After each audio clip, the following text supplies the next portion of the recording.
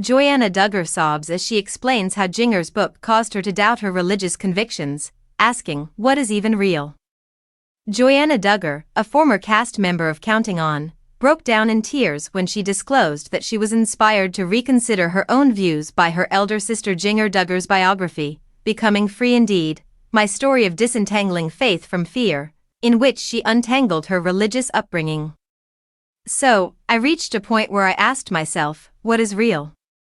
Joy-Anna, 26, spoke through tears on the Unplanned podcast on Wednesday, October 16.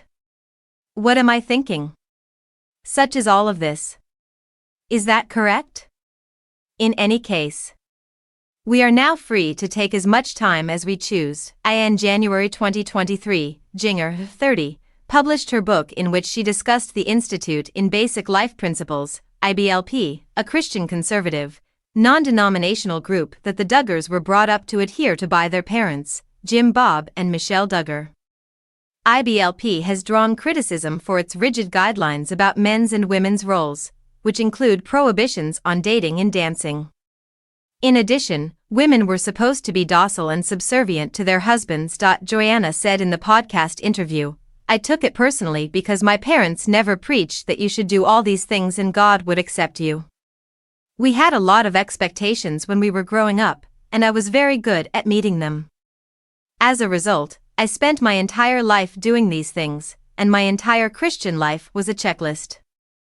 According to Joy-Anna, her sister's book marked a sea change in her life and led her to look for outside help and therapy. The former member of 19 Kids and Counting stated, "I feel like Jinger's book. I listened to it and I've talked to her a lot and I had a lot of really good counselors in my life and I went and actually saw a counselor for these issues and that was really good. And just going through it, and he gave me a lot of encouragement.